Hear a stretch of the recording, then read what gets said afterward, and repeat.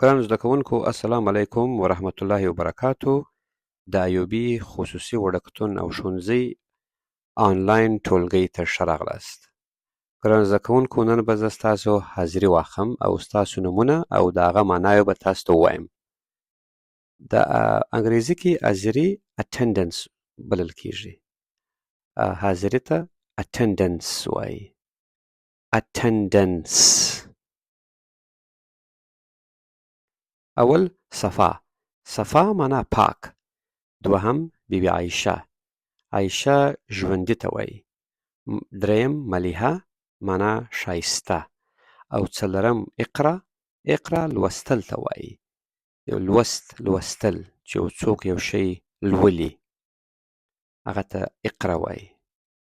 اول لفظ چې الله سبحانه وتعالی نازل کړي په قرآن شریف کې هغه دغه لغت دی، اقرا.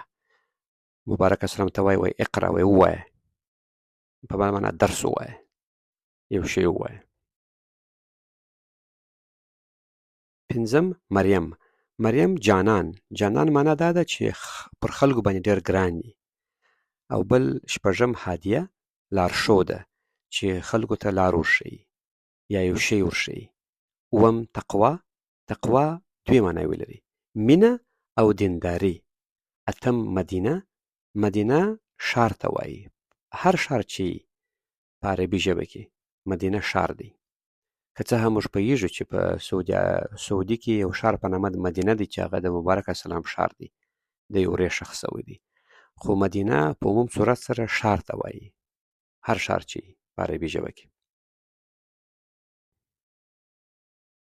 نهم شافعه.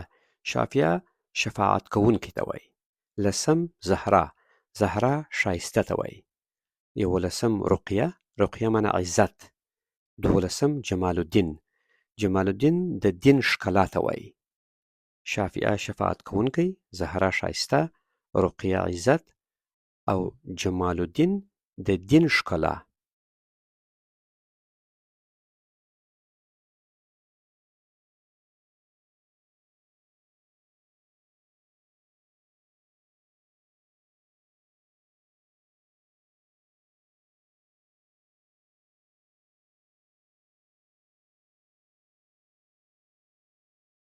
دیارلسم قیام الدین.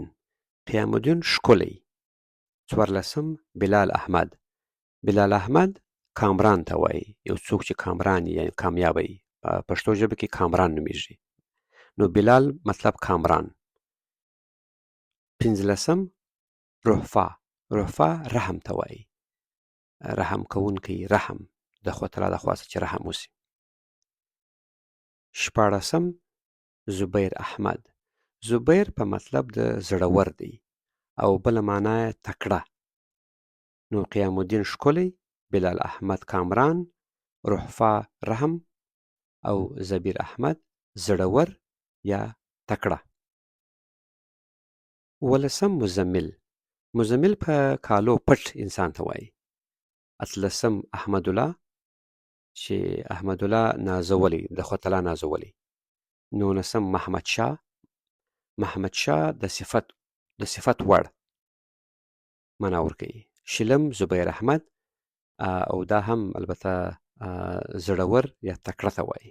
مزمل په کالو پټ، احمد الله نازولی، محمد شاه د صفت وړ او زبیر احمد زړور او یا تکړه ته ویل کیږي.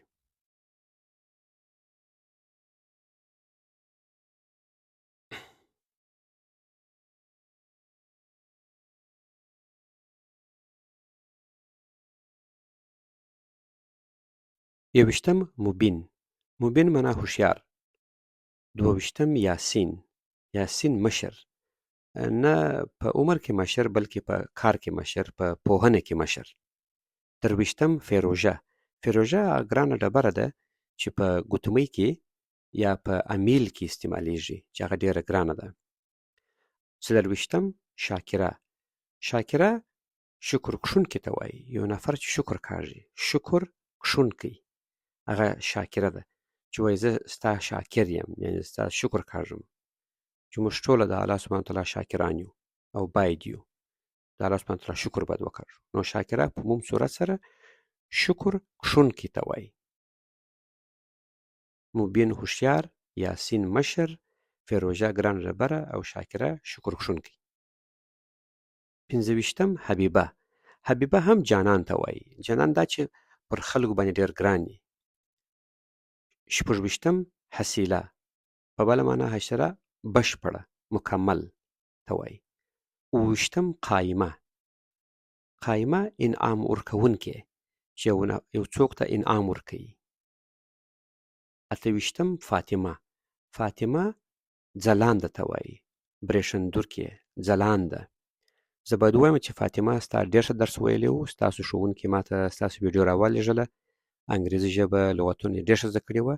او همچنان ملیحه او مریم تاسو هم ډېر ښه ستاسو ویډیو راورسېدله او زه پوهېږم چې ټوله زده کوونکي درس وایي او زحمت کاږي. نو ستاسو د زحمت څخه ډېره مننه. دغه و ستاسو حاضري، ستاسو د ټولګۍ. تاسو د بل اونۍ پر خوا ته راسپارم. الله سبحانه وتعالی ورځ مو په خیر.